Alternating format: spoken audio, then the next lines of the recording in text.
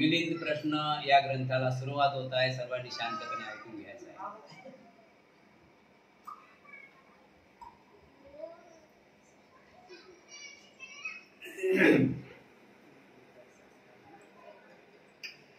विषय आहे पृथ्वीची उपमा. विषय आहे पृथ्वीची उपमा. पृथ्वीची उपमा. उपमा म्हणजे समजलं ना, पृथ्वीबद्दल बोलणे. उपमा ठीक आहे ना, लक्षात ठेवा. महाराज एक अजून कारण ऐका. भगवान बुद्धाने महापरिनिर्वाण प्राप्त केले असले तरी त्यांची प्राप्ती केली जाणारी पूजा अचूक फळ देणारी व श्रेयस्कर का ठरते याविषयी मी सांगत आहे. महाराज पृथ्वीला अशी इच्छा असते का की आपणा सर्वच प्रकारचे बीज पेरले जावे. नाही बनते तशी इच्छा कशी होईल. मग पृथ्वीची इच्छा किंवा मान्यता नसतानाही बीज फुटून रोपटे वाढून मोठमोठ्या खोडाचे विडतन शाखांचे वृक्ष होऊन जमिनीत आपली मुळे रुतवून ताट उभे राहतात, फुलतात, फळतात. ते पृथ्वीच्याच आधाराने हे कसे घडते. त्यात बीज का पेरले जाते. बनते पृथ्वीकडून जरी मान्यता मिळाली नाही हे खरे असले तरी पण बीज फुटून रोपटे तयार होण्यासाठी व त्यांच्या विकासासाठी पृथ्वीच आसरा देते. पृथ्वीतच पेरलेले बीज उगवून ते विकसित होऊन शेवटी खोड तयार झाल्यानंतर फुले, फळे व विस्तीर्ण असा शाखा संभार धारण करणारे मोठे वृक्ष होते. महाराज तर मग त्या खोट्या सिद्धांताची पाठराखण करणाऱ्या दुसऱ्या मताच्या लोकांनी भगवान बुद्धाबद्दल घेतलेला आक्षेप म्हणजे स्वीकार न करण्याची प्रति केल्या जाणाऱ्या व्यवहारात काहीच अर्थ नाही. हा एकदम अशिष्ट, निर्थक आणि खोटा ठरतो. महाराज भगवान बुद्ध अहर्त सम्यक संबुद्धांना या महान पृथ्वी समान समजले पाहिजे. या महान पृथ्वीप्रमाणेच ते कशाचाही स्वीकार किंवा अविष्कार करीत नाहीत. ज्याप्रमाणे पृथ्वीच्या आश्रयाने बीज उगवून त्यांचेच मोठे वृक्ष होतात त्याचप्रमाणे भगवान बुद्धांच्या शरीर धातूच्या सुरक्षितेसाठी विहार व स्तूपाची उभारणी करून त्या अवशेषाची पूजा व भगवंतांच्या आदेशाचे पालन इत्यादीचा आश्रय घेऊन देवता आणि मनुष्य लोक पुण्य फळरूपी मुळांनी मजबूत पकडून समाधी, संज्ञा, धर्मसार आणि शील, सदाचार, शाखा संभार धारण केले मोठे मोठे वृक्ष तयार होतात आणि त्या वृक्षांना श्रामण्य रूपी फुले व विपुत्ती रूपी फळे येतात. महाराज याच कारणाने जरी भगवान बुद्धाने महापरिनिर्वाण प्राप्त केले असले तरी त्यांच्याप्रती केली जाणारी पूजा ही अचूक फळ देणारी, ध्येय सिद्धीस करून होणारी आहे. हा विषय थोडाच आहे आता. तर हा बराच विषय चाललेला आहे की भगवंतांची पूजा करावी की नाही करावी, बुद्धाची पूजा करावी की नाही करावी. हा विषय बरेच 2 दिवस झाले सारखाच चालू आहे ना. बुद्धाची पूजा करावी की नाही करावी.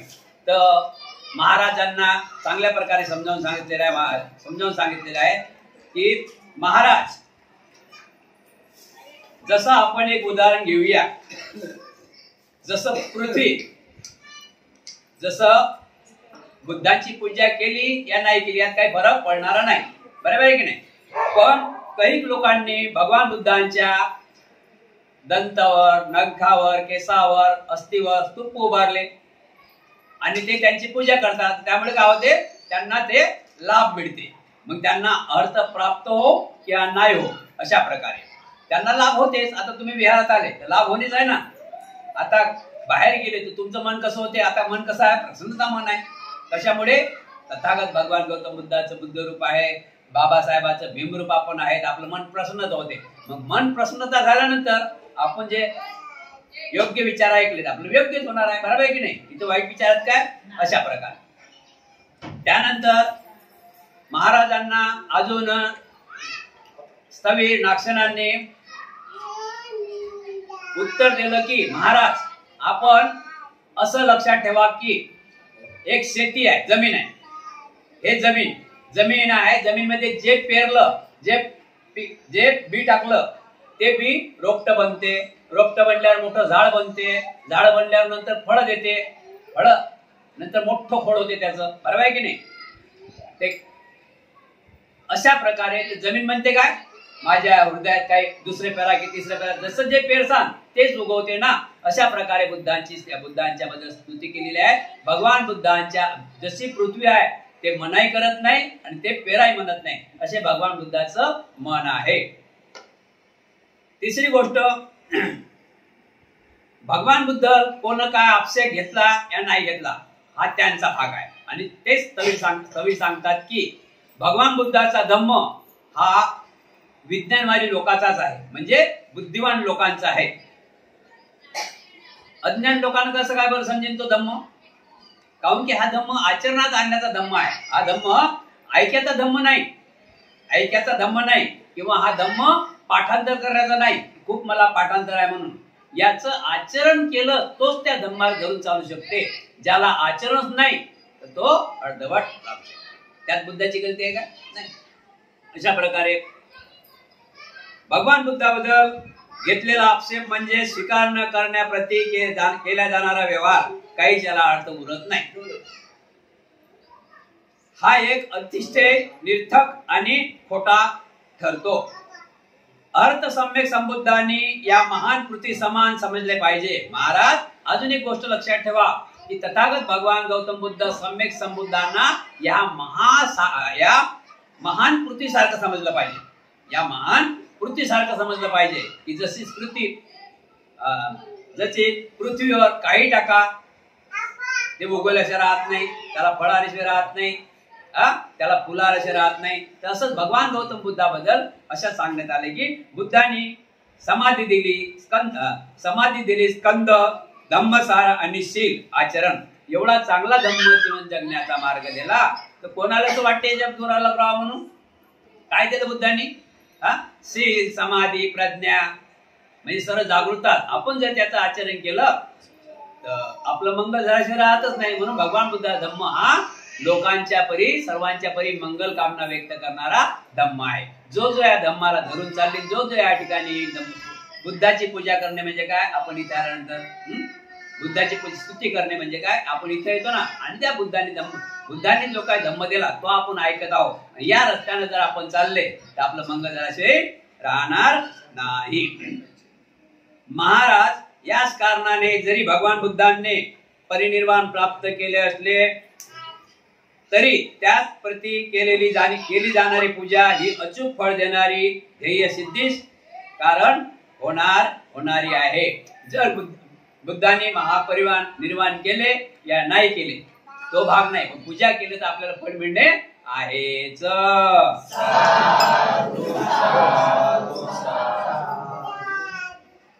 पोटातील कुर्मीची उपमा,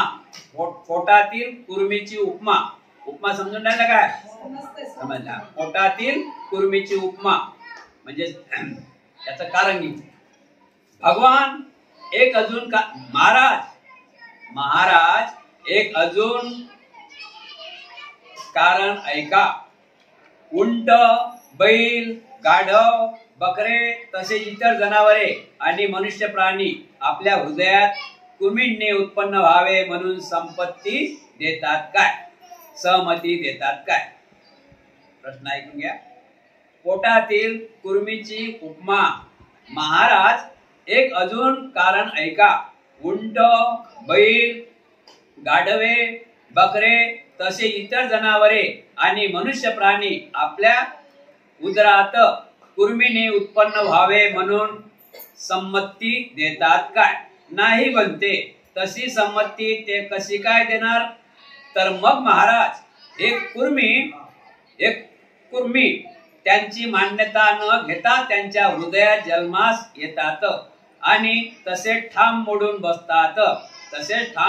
मांडून बसतात की जणू त्यांच्यातील हक्काची भूमी आहे. तेवढ्यावरच ते थांबत नाहीत तर संतती देखील इतकी जन्मास घालतात की विचारच करावे लागते. बनते असे त्या प्राण्याच्या वाईट कर्माने. महाराज, अगदी याच उदाहरणाप्रमाणे जरी भगवान बुद्धाने परिनिर्वाण प्राप्त केले असले आणि संसारातून एकदम आपली सुटका करून घेतली असली तरी पण त्यांचे प्रती केली जाणारी पूजा अचूक फळ देणारी आणि ध्येय सिद्धीस कारण होणारी ठरते.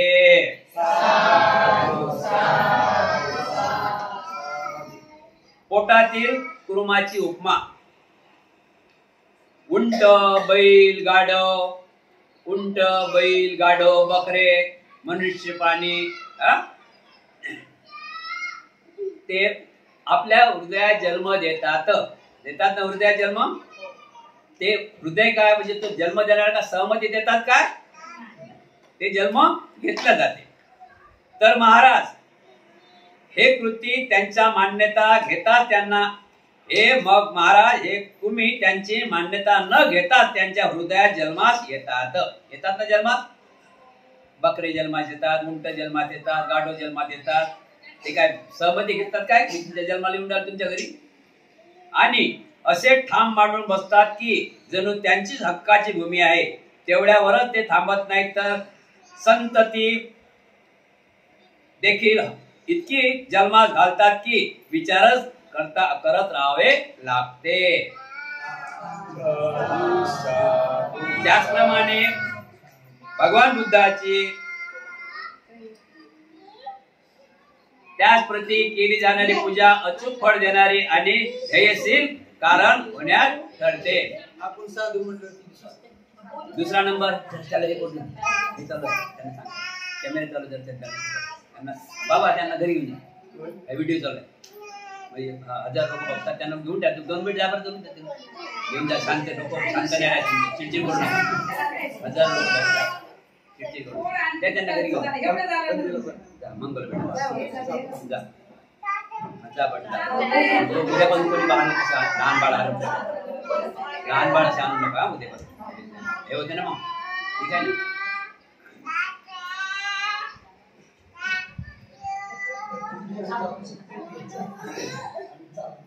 साधुकार द्या शांत व्हा.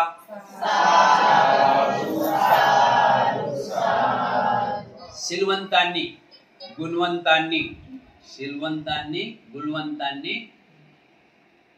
एकदम चेहरा तेजही ताबडतोब झाला पाहिजे आणि नरमही ताबडतोब. हे चाबी कोणाजवळ आहे? आपल्याला. म्हणून 3 वेळा साधू म्हणा आणि शांत राहा.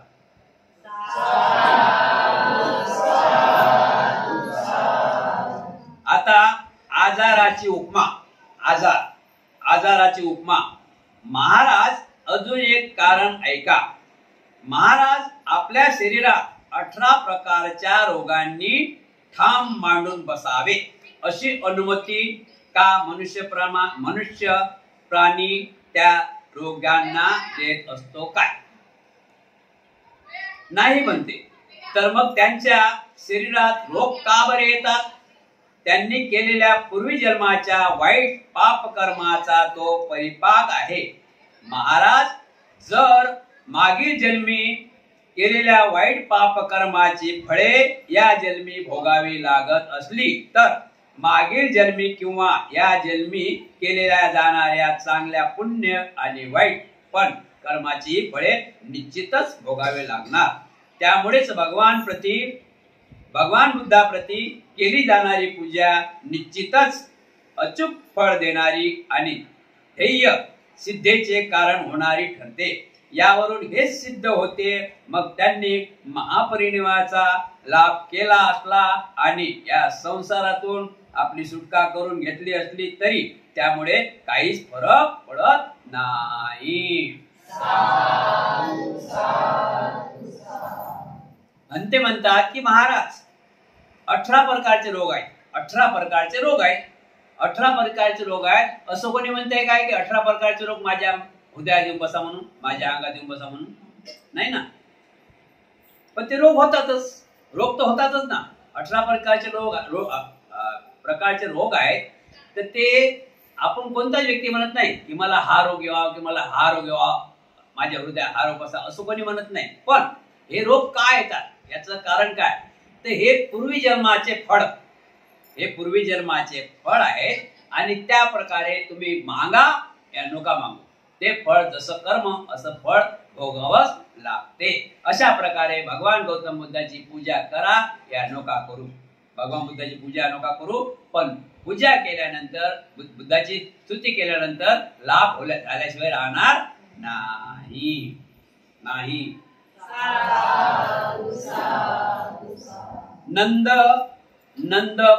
नंदक यशाची उपमा. महाराज अजून एक कारण ऐका. महाराज आपण नंदक यशाबद्दल ऐकले आहे काय? त्याने स्थविर सारीपुत्रावर हात उचलला आणि त्याबरोबर जमीनमध्ये त्यास आत समावून घेतले, विडोकुत्त केले. होय बनते, लोक असे सांगतात. महाराज मग काय स्थविर सारीपुत्रांनी तशी प्रतीक्षा महाराज मग काय स्थविर सारीपुत्रांनी तशी प्रत्यक्ष किंवा अप्रत्यक्ष इच्छा व्यक्त केली होती.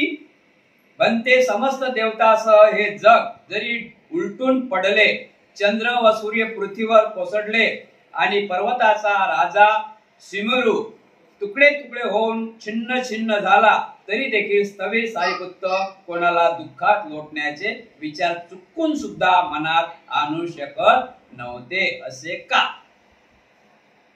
बनते का की ज्या कारणाने राग किंवा देश उत्पन्न होते ते कारणास्तव सर्वच्या शांत शांत पावले होते आणि मूळरहित झाले होते.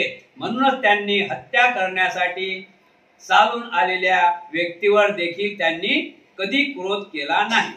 महाराज मग स्थविर सारीपुत्रांनी आदेश न देताही नंद नावाचा यश जमिनीत कसा काय गळत झाला? बनते आपल्या पाप कर्माच्या फळामुळे त्याची ही गळती झाली, असे राजा म्हणाला. विषय साधूला लंबा आवाज येते ना, साधूचा सुरू आवाज अलग आहे ना. ठीक आहे. तर बघा, नंदक नावाचा यश म्हणजे नंदक नावाचा माणूस. सारीपुत्र बनते हे शेरसेनानी होते, सेनापती होते. बुद्धाच्या काळामध्ये सेनापती होते ते संघाचे. तर खूप छान प्रकारे ते कोणाशी बोलत नाही, मग खूप भगवान गौतम बुद्धाचे ते सारीपुत्र आणि महामोगलायन, सारीपुत्र बनते आणि महामोगलायन बनते हे भगवान गौतम बुद्धाचे प्रिय शिष्य. त्यामध्ये सारीपुत्र हे सेनापती होते. सेनापती होते. आता हे सेनापती कोणाला तकलीफ देत नव्हते ना. पण काय त्या सेनापतीला एक नंदक यशाने थापड मारली. कोणाला थापड मारली? सारीपुत्राला. नंदक नावाच्या यशाने म्हणजे माणसाने थापड मारली. आता अशा व्यक्तीला जर थापड मारली तर योग्य आहे काय? तर थापड मारून सुद्धा सारीपुत्र बनते त्याला काहीच बोलले नाही. त्याच्या राग पण धरला नाही, त्याच्यावर क्रोध पण केला नाही. कारण का केला नाही? तर त्यावेळेस म्हणते का केला नाही महाराज? तर महाराज म्हणतात सारीपुत्रासारखे सिलवान गुणवान शील संपन्न व्यक्ती बघण्यालायकच नव्हता. म्हणून जर चंद्र सूर्य डगमगीने एक वेळा डोंगर आपली बाजू सोडील, पण सारीपुत्र बनते कोणावर क्रोध करणार नाही आणि कोणावर निंदा सुद्धा करणार नाहीत.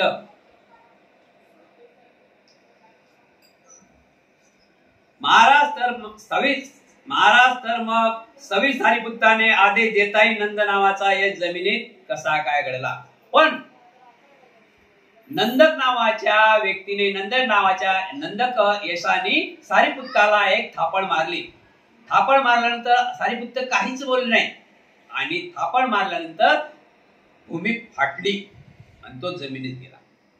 भूमी फाटली आणि तो जमिनीत गेला. समजलं ना. भूकंप झाला तो जमिनीत गेला. नंदक यश. त्यावेळेस सारिपुत्त म्हणतात की महाराज काय सारिपुत्त भंतेजींनी स्थवीर म्हणतात महाराजांना की महाराज काय सारिपुत्त भंतेजींनी त्यांना दोष केला की तुझं मंगल ना होय गुरु होय असं काय होय.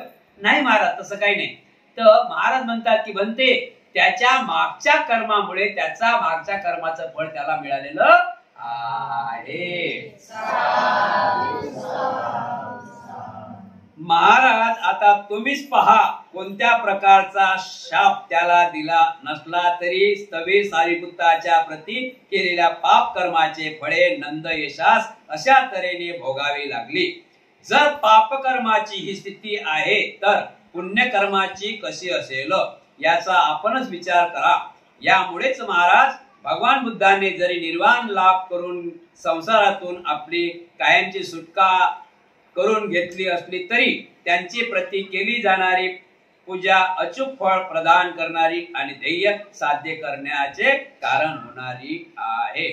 महाराज तुम्हीच आता लक्ष ठेवा की सारिपुत्तांनी कुठल्याच प्रकारे त्याला पाप म्हणतात ना पाप श्राप पण दिला नाही. कुठल्याच प्रकारे त्याला श्राप दिला नाही तरी त्याला भूमिगत का जावं लागलं. भूमीमध्ये अंदर का जावं लागलं तर त्याच्या पूर्वीच्या जन्माच्या पापामुळे त्याचा पापाचे फळ त्याला भोगावे लागले आहेत. याशिवाय अशाच तऱ्हेने जमिनीत गळप होणारे असे लोक आहेत. या संबंधी महाराज आपण कधी ऐकले आहेत काय. याविषयी अशाच तऱ्हेने जमिनीत गळप होणारे असे कित्येक लोक आहेत. या संबंधी महाराज आपण कधी ऐकले आहेत काय. होय बनते ऐकले आहेत. तर सांगा बरे त्यांचे नावे. बनते चिंचा नावाची ब्राह्मणी कन्या. नंबर 2 सुपृद्ध नावाचा शाक्य. नंबर 3 देवदत्त.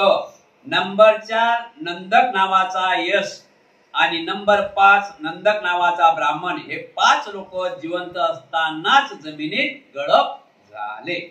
महाराज कोणते वाईट पाप कर्म यांनी केले होते आणि कोणाच्या प्रती ते सांगा बरे. बनते भगवान बुद्ध आणि त्यांचा भिक्षू संघाप्रती अत्यंत तिरस्करणीय पाप कर्म यांनी केली होती. मग काय भगवान बुद्धांनी आणि त्यांच्या भिक्खूंनी त्यांना जमिनीत जिवंतपणीच गळप होण्याचा किंवा जमिनीला त्यांना समावून घेण्याचा आदेश दिला होता काय. नाही बनते असाही कोणी आदेश दिलेला नाही. महाराज यावरून हेच सिद्ध होते की भगवान बुद्धांनी परिनिर्वाण प्राप्त करून संसारापासून आपली एकदम सुटका करून घेतली आणि ते कशाचाही आता स्वीकार करीत नसले तरी त्यांच्या प्रती केली जाणारी शुभ व्यवहार अचूक आणि निश्चितच फळ देणारी आहे. नाक्षण आपण या अत्यंत गुंतागुंतीच्या प्रश्नाच्या अत्यंत सफाईने पूर्णत्व उघडा करून दिला. त्यातील गाठी परिपूर्ण सोडून ढिल्या करून दिल्यात. अज्ञानाच्या जंगलाची चांगली ज्ञानाची पिके देणारी भूमी बनवली. गुप्त असलेले धर्माचे धन बाहेर काढून दिले. अगदीच स्वच्छ करून दिले. धम्म विरोधकांच्या तोंडावर चांगलीच चपकार मारली. चुकीचे सांगितले जाणारी मते खोटी असल्याचे सिद्ध झाले. कारण त्यातील खोटेपणा स्पष्टपणे दिसून आला. दुसऱ्या पंथाच्या लोकांच्या मुखावरील सारे तेच पावले. खरखरच बनते आपण गणाचार्यात सर्वश्रेष्ठ आहात.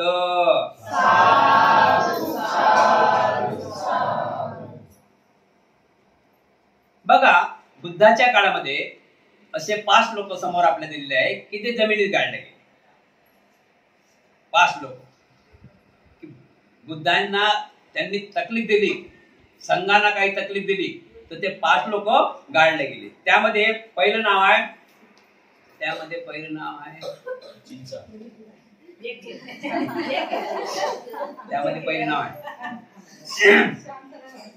पहिलं नाव आहे चिंचा. चिंचा नावाची ब्राह्मण कन्या होती. त्यावेळेस चिंचाचे आपण एक विषय घेऊया. चिंचा नावाची ब्राह्मण कन्या होती आणि त्यावेळेस सिद्धार्थ गौतम बुद्ध यांचा धम्म हा आघाडी होता आणि चिंचा हे जैन धर्मीय स्त्री होती, सुंदर शिवाई होती. जैन धर्मीय स्त्री होती, सुंदर शिवाई होती. मग आता काय झालं, हे श्रावस्तीमध्ये राहत आणि वैशालीमध्ये जैन लोक राहत. त्या जैन लोकांचं वर्षव कमी झालं आणि बुद्धांच्या धम्माकडे जास्त लोक वळले. भिक्खू संघाला दान देणे, त्यांची पूजा अर्चा करणे, त्यांना सन्मान देणे, या जैन लोकांकडे बघत नव्हतं कोणी. बरोबर आहे ना, या जैन लोकांकडे कोणी बघत नव्हतं. मग त्यांनी असा डाव रचला की हा भिक्खू संघाकडे सर्व लोक दान देतात, त्यांची पूजा अर्चा करतात, त्यांना सन्मान देतात, आपल्या भिक्खूला कोणी बोलत नाही, म्हणजे आपला अपमान होत आहे. म्हणून एक दिवस चिंचा नावाची स्त्री, सुंदरशी स्त्री, त्यांच्याकडे मंदिरात नमामी करायला गेली. आणि ते लोक, त्यांना माहित होते की बाय माणसं माहित पडतात ना आपल्याला कोणती उपासिका आहे, कोणती उपासिका काय आहे, तशा प्रकारे. तर चिंचा नावाचे उपासिकांनी नमन केलं त्या भिक्षूंना, जैन लोकांच्या. तर त्या लोकांनी स्वीकार केला नाही. तर त्या चिंतानं विचार केला की माझं काय गुन्हा केला माझा, की मी तुम्हाला नमन केलं, मला तुम्ही आशीर्वाद द्यायला पाहिजे होता ना. आम्ही तुला आशीर्वाद देत नाही. का बरं? म्हणे आपला धम्म संकटात आला आणि तुमच्यासारखे लोक जर घरातच बसून राहतील तर काय होईल. तर ते म्हणे भिक्षू सांगा म्हणे माझ्याकडून काय धम्मासाठी काय देणे आहे, काय योगदान देऊ म्हणे मी. तर त्यावेळी त्या चिंचा नावाच्या सुंदर स्त्रीला त्या भिक्षूंनी, जैन धर्माच्या भिक्षूंनी सांगितलं की भगिनी, जेतवनामध्ये बुद्धविहार राहतात, बुद्ध राहत आहेत आणि तू काय कर की त्यांना बदनाम करण्यासाठी संध्याकाळी लोक तिकडून कामावर येतात आणि इकडून तू बुद्धांच्या निवासाने जायला निघत जा. कोणी जरा तुला रात्री संध्याकाळी म्हटलं की काय ग चिंचा, या 6-7च्या टाइमला, रात्रीच्या टाइमला 6-7 वाजता तू कुठं जात, तर सरळ सांगायचं की मी भगवान गौतम बुद्धाच्या गंधकुटीमध्ये आजची रात्र काढायला जात आहे. समजलं ना पाहिजे? आजची रात्र भगवान बुद्धाच्या गंधकुटीमध्ये काढायला जात आहे, मी तिथं झोपण्यासाठी जात आहे. तो तशीच करायची. लोक भेटायचे, गावकरी लोक, शेतातले येणार जाणारे ना. हे चिंचा आपली नटून टटून जायची. चिंचा सुंदरी होती, नटून टटून जायची. आणि कोणी भेटलं की ते चिंचा अशीच करायची की कोणी विचारलं काय ग चिंचा, या टाइमला कुठे चालली, की म्हणे मी जेतवनात चालली, भगवान बुद्ध ज्या ठिकाणी राहतात गंधकुटीमध्ये, त्यांच्याकडे आजची रात्र मी काढायला चालली. आणि मग लोकांच्या नजर तर माहित आहे, एवढा शब्द कापी झाला ना, लोकांच्या नजरा माहित आहे ना. मग काही दिवसांनी तिने काय केलं, थोडेसे कपडे बांधले पोटाला, कपडे बांधत पोटाला मोठं पोट केलं. समजलं ना भाषा? मोठं पोट केलं आणि तथागत भगवान गौतम बुद्धांना प्रसन्नित राजांनी आपल्या श्रावस्तीमध्येच प्रवचनासाठी बोलावलं. खूप गर्दी झाली. 25 एकर जमीन, त्यामध्ये मंडप टाकून प्रवचनाला बोलावलं आणि प्रवचन चालू व्हावं त्यावेळेस चिंचा मध्ये बसलेली होती महिला मंडळामध्ये आणि पोटाला कपडे लत्ते गाठोडं असं दाखवलं. बरोबर आहे, पोट डायरेक्ट दिसलं ना, अशी उभी राहिली. म्हणे थांबा महाराज, म्हणजे बुद्धो थांबा, तुम्ही काय प्रवचन देता, प्रवचन नंतर द्या, पहिले म्हणे या पोटाकडे बघा म्हणे. तुम्ही जसं केलं म्हणे, याचं कोणी सांभाळ कोण करी म्हणे, याचं संरक्षण कोण करी म्हणे. मला दवाखान्यात जायचं आहे, हे करायचं आहे, ते करायचं आहे, तुमच्याच्यानं होत नाही म्हणे, तुम्ही प्रवचन द्यात गुंतले म्हणे. याचं काय म्हणजे पोटाचं काय, बरोबर आहे ना? पोटाचं काय, भगवान बुद्धांनी पाहिलं तिला पोटाचं काय म्हणून, पोटाचं काय म्हणून तुमच्याच्यानं होत नाही म्हणे. तर राजा प्रसन्नजितला सांगा माझी देखभाल करायला. त्यांच्याच्यानं होत नाही म्हणे तर राजा बिंबिसारला सांगा माझी देखभाल करायला. आणि बुद्ध हसले. बुद्ध हसले म्हणे, भगिनी, बुद्ध म्हणत, भगिनी आता ते आहे ते तुझ्या ते हृदयात आहे म्हणे, ते तुलाच माहित आणि मलाच माहित. हे तर माहितच आहे म्हणे, तुलाच माहित आणि मलाच माहित. खुश झाले. हो म्हणे, मला तुम्हालाच माहित मलाच माहित. मग म्हणे याचं काय? त्या बुद्ध हसले आणि तिला खोकला आला. खोकला आल्यानंतर ते काठ होती कपड्याची, ते सटकून गेली आणि सगळे तिकडे गठ्ठा पडला. जसा गठ्ठा पडला लोक धावत गेले मारायला तिला, लोक धावत गेले मारायला उपासक उपासिका. पण जशी धरणी कंप झाला आणि तिथं ते गाडल्या गेली. नंतर सुभद्र नावाचा शाक्य, सुभद्र नावाचा शाक्य आणि त्याच्यानंतर देवदत्त. हा देवदत्त एक मामे भाऊ लागतात, कधी चुलत भाऊ लागतात, मामे भाऊ, चुलत भाऊ. देवदत्ताला तथागत सिद्धार्थ गौतम बुद्धांनी, हे गृहस्थीमध्ये श्रावस्ती नगरातले आहे, चुलत भाऊ होते ते, मामे भाऊ चुलत भाऊ. तर त्यांना सोबत चिवड दिलं.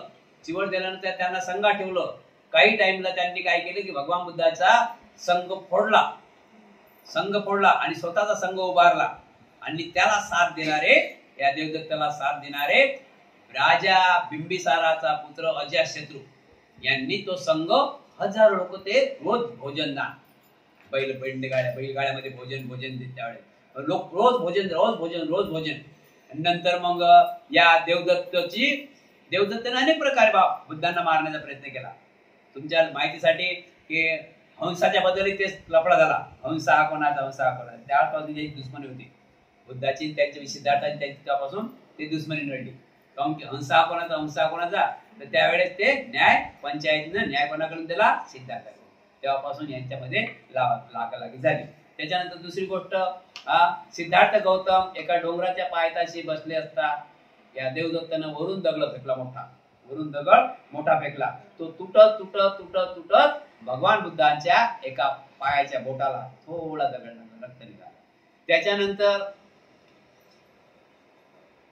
राजगृहाचा राजा अजातशत्रू, त्यांचा नालागिरी नावाचा हत्ती, नालागिरी नावाचा हत्ती होता, तो पिसाळलेला होता. आणि देवदत्ताने त्या पिसाळलेल्या हत्तीला अजूनही नशाधारी वस्तू पाजली, मद पाजलं, नशाधारी.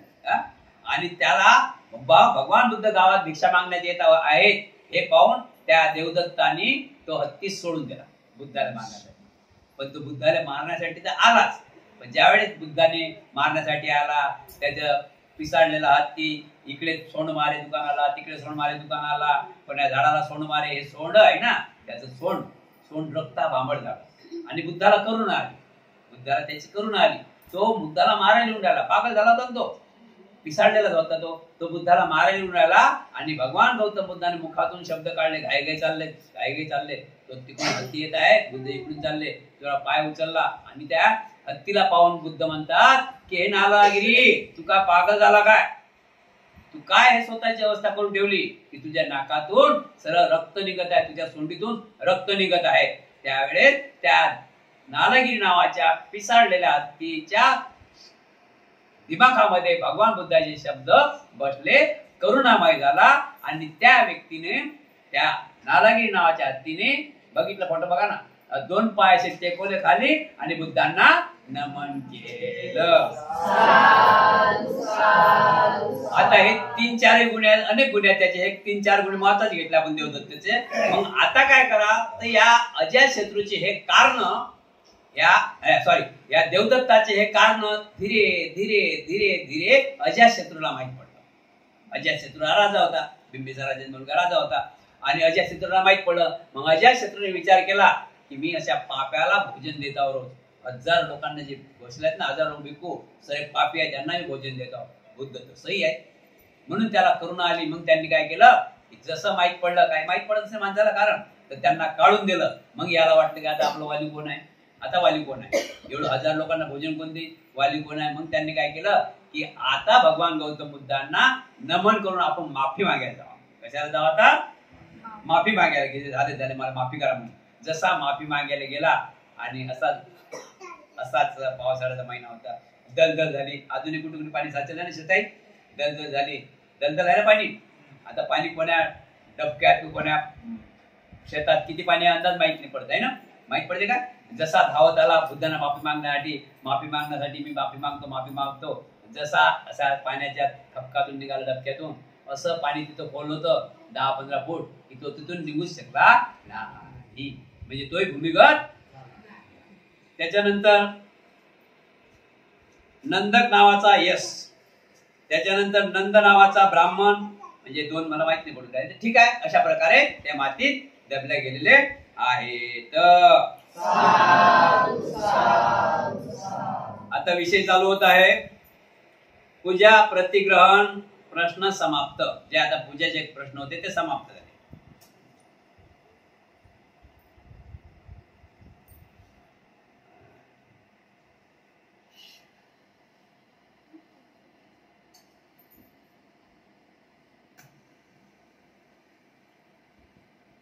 सर्वज्ञ बुद्ध भन्ते नाक्षण भगवान बुद्ध सर्वज्ञ होते हे खरं आहे काय? महाराज, होय महाराज, भगवान बुद्ध सर्वज्ञ होते, परंतु याचा अर्थ समजून घेऊ नये की सदा सर्व काळ कोणत्याही अवस्थेत त्यांना संसारातील समस्त बाबीची जाणीव राहत असे.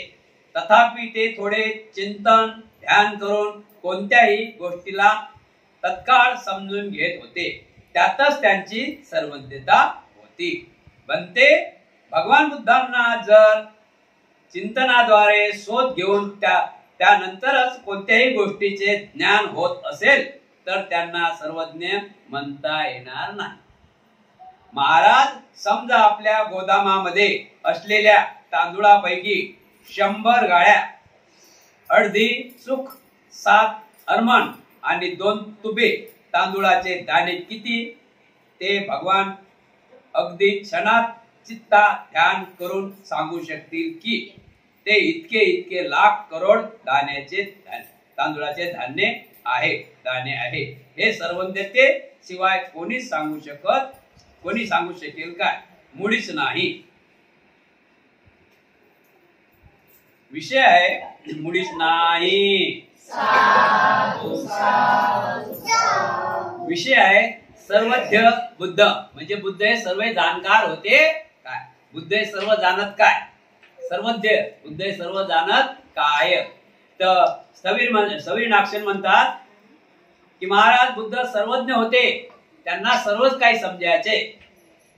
कारण का की ते ध्यान चिंतन विपश्यना ध्यान चिंतन करत, तर त्यांना अनेक म्हणजे जे काय संसारातलं ज्ञान जे काय त्यांचा विचार केला त्या विचारावर ते सांगू शकत होते.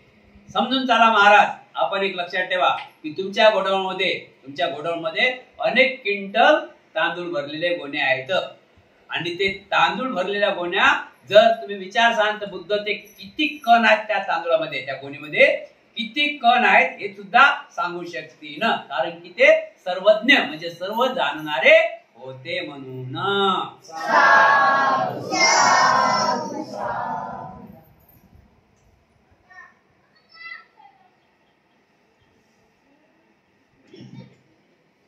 आता विषय आहे 7 प्रकारचे चित्त.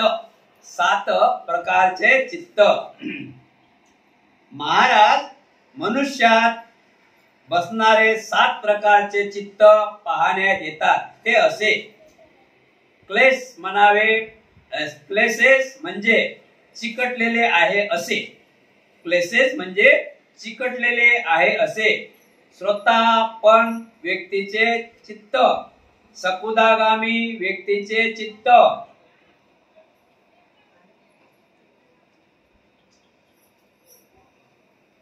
अनागामी व्यक्तीचे चित्त, अर्थ व्यक्तीचे चित्त, असे 5 प्रकारचे चित्त आहेत. किती प्रकारचे चित्त आहेत? नाही, 7 प्रकारचे. किती प्रकार? 7 प्रकारचे चित्त आहेत. चित्त लक्षात ठेवा. चित्त म्हणजे समजलं ना आपलं. आपण इथे बसलो, चित्त कुठं आहे ना. अशा प्रकारे महाराज मनुष्यात वसणारे 7 प्रकारचे चित्त पाहण्यात येतात.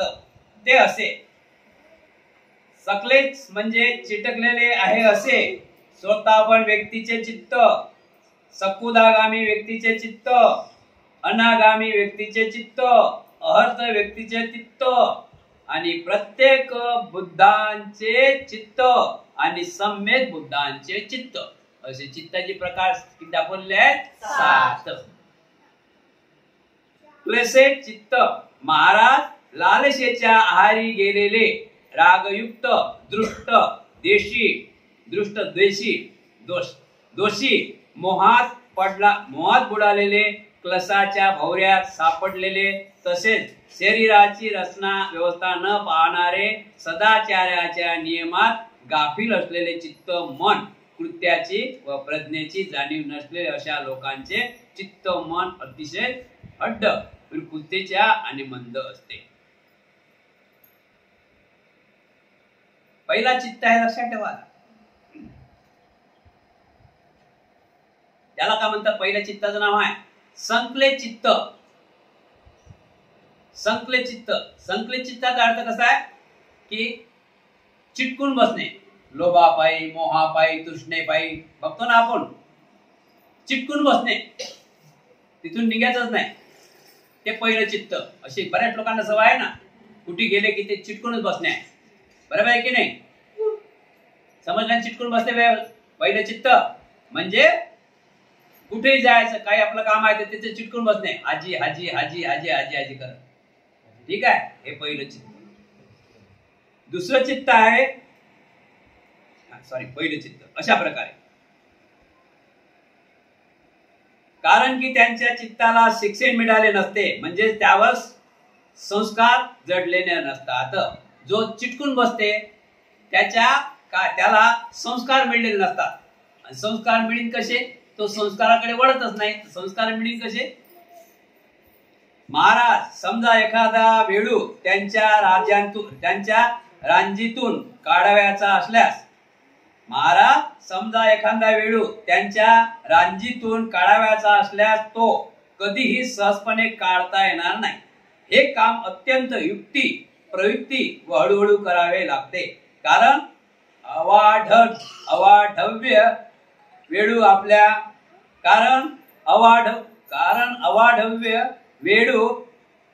आपल्या अनंत व विशाल शाखा संपूर्ण राज्यात पसरल्यामुळे त्यांची परंपरा चांगलीच गुंतवणूक झालेली असते. अशा रीतीने फसलेला वेळू कापून काढणे अत्यंत कठीण आहे. महाराज आपण एक लक्षात ठेवा, या व्यक्तीला कसं आपण काढता येणार? तो निघू शकत नाही ना. चिटकलेला व्यक्ती निघू शकत नाही, लोभात पडलेला व्यक्ती निघू शकत नाही. एक उदाहरण दिलं आहे की महाराज आपण एक लक्षात ठेवूया, जसे बांबू आहे. बांबू एका ढिगल्यामध्ये, एका गोडामध्ये बांबू भरून ठेवले, तर आपण मधला बांबू काढू शकतो काय?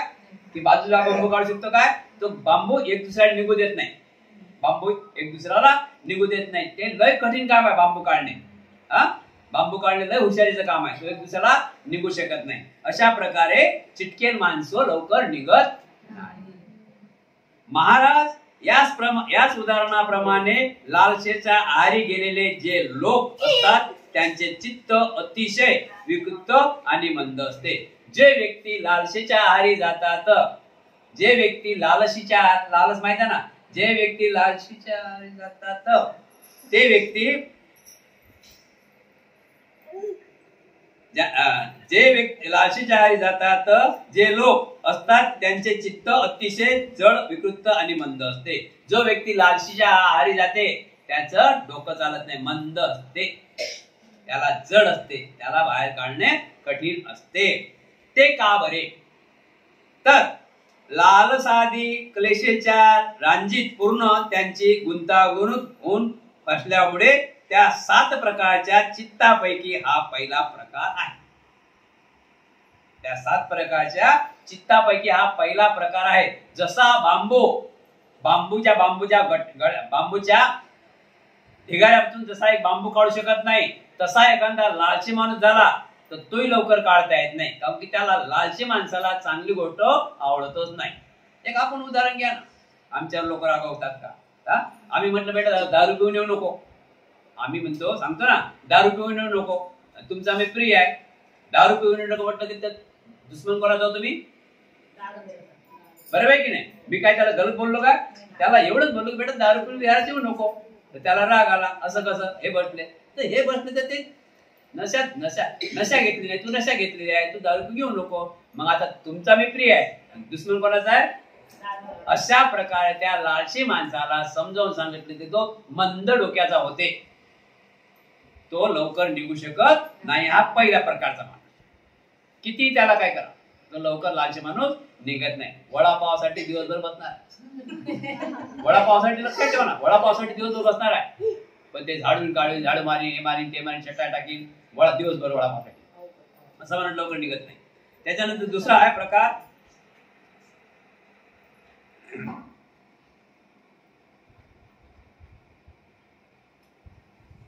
श्रोतापन व्यक्ती.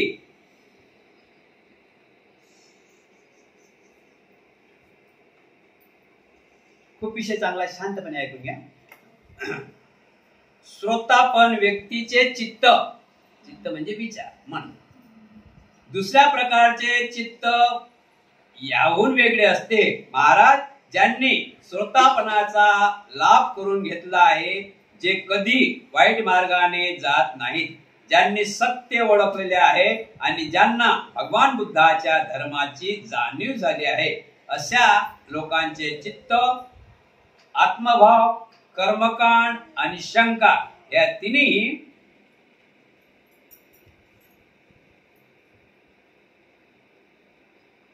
भ्रममूलक विषयापासून एकदम मुक्त, हलके व गतिमान होत असते.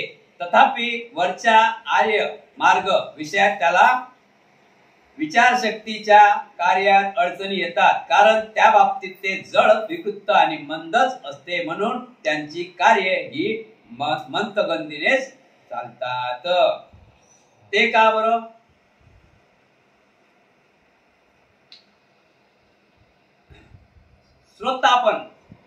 श्रोतापन सकुदागामी, अनागामी, 4 दाखवलेले ना. श्रोतापन, सकुदागामी, अनागामी आणि अर्थ, 4 पायऱ्या दाखवलेल्या आहेत. तो श्रोतापन माणूस कसा असला पाहिजे? श्रोतापन माणूस कसा असते? श्रोतापन माणूस तो ज्ञानी असते, त्याला धम्माची परिपूर्ण जाण असते, तो जे आहे तेच बोलू शकते, सत्याच्या अलावा बोलू शकत, कोणाचं ऐकत, कानावर तो विश्वास ठेवत. मग विश्वास कशावर ठेवतो? तो डोळ्यांवर विश्वास. बरोबर आहे ना? डोळ्यावर तो विश्वास ठेवते. म्हणून तो व्यक्ती आर्य अष्टांगिक मार्गाचं पालन करते. त्याला काय सही आहे आणि त्याला काय गलत आहे त्याला समजून येते.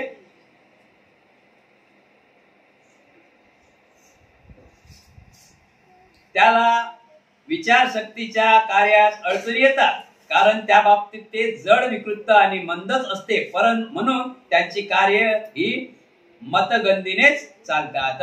अडचण तर प्रत्येकालाच येते, बरोबर आहे की नाही? पण तरी त्यांचे कार्य थांबत नाही. आता आपल्याला रागाला की आपण म्हणतो मग तुम्हीच अध्यक्ष बना, तुम्ही सांभाळा, असं नाही. बरोबर आहे ना? तुम्हीच अध्यक्ष बना, तुम्ही सांभाळा, असं नाही. मंद गतीने ठीक आहे बाबा तुम्ही राहा, पण मी पद भेटलं नाही म्हणून मी काही इथून जाणार नाही. आपल्यामध्ये जास्त असतात, मीच तिथं पाहिजे नाही ना, मग तुम्ही सांभाळा, चालला घरी. अशा प्रकारे स्वतः पण माणूस नसते, तो समजून गेले. आणि हित कशात आहे बघ.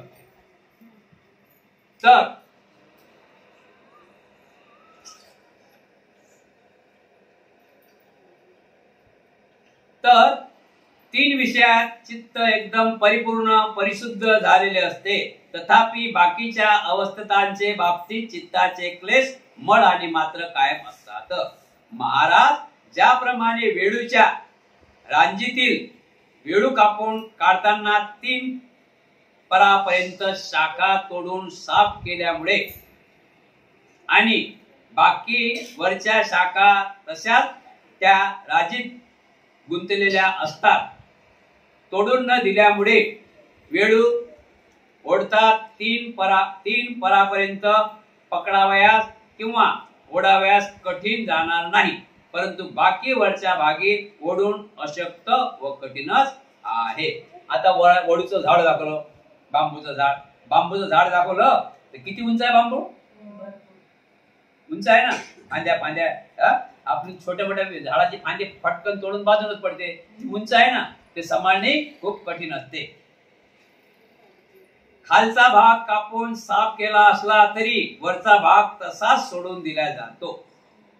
खालचा भाग कापून साफ केला असला तरी वरचा भाग तसाच सोडून दिला आहे. महाराज याचप्रमाणे ज्यांनी श्रोतापणाचा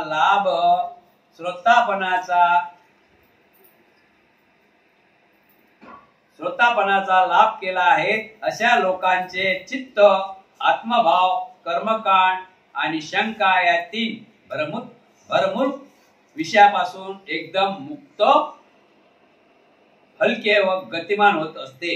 तरी पण वरच्या विषयाबाबतीत त्याला विचार शक्तीच्या कार्यात अडचणी येतात, कारण त्या बाबतीत ते जड, विकृत आणि मंदच राहते. ते का? म्हणून तर ह्या तीन मूलभूत बाबी दूर झाल्या असल्या तरी बाकीचे क्लस अवशिष्ट असल्यामुळे असे घडते. दुसऱ्या प्रकारचे चित्त हे असे आहे.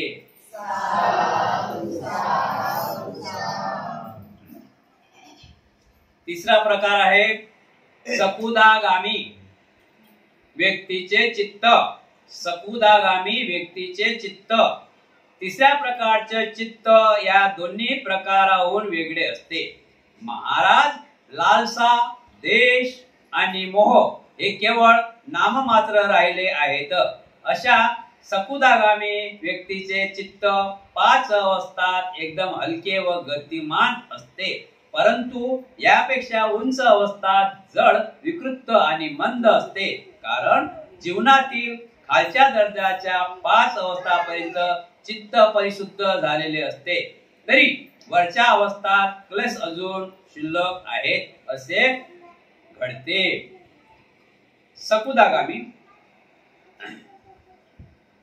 सकुदागामी व्यक्तीचे चित्त लालसा म्हणजे लालच, देश, मोह. लालच, देश, मोह हे केवळ नाममात्र राहिले आहेत. अशा सकुदागामी व्यक्तीचे चित्त 5 अवस्थात एकदम हलके व गतिमान असते, परंतु यापेक्षा उंच अवस्थात जड, विकृती आणि मंद असते. कारण जीवनातील खालच्या दर्जाच्या 5 अवस्थापर्यंत चित्त परिशुद्ध झाले असले तरी वरच्या अवस्था प्लस अजून शिल्लक आहे. हे कसे घडते? महाराज वेळूच्या रांजीमधून कापून काढत असता वेळ 5 परापर्यंत एकदम गुंतलेला शाखा प्रशाखा साफ केल्यामुळे तिथपर्यंत ओढून टाकण्यास मुळीच कठीण जाणार नाही, परंतु वरच्या शाखा प्रशाखा अजून रांजीत परस्परात गुंतले असल्यामुळे तो भाग केलेला असला तरी उरलेला वरचा भाग साफ न करता असाच सोडून देण्यात आला आहे. महाराज ज्याप्रमाणे ज्यांनी सकुदागामी पदाचा लाभ करून घेतला आहे त्यांचे चित्त जीवनातील 5 कनिष्ठ अवस्थापर्यंत एकदम अद्गतीत विचार कार्य करीत असले का की तेथे हलके आणि गतिमान असते, तरी पण यापेक्षा वरच्या अवस्थांना जड आणि मंदच असते. हे तिसऱ्या प्रकारचे चित्त समजावे.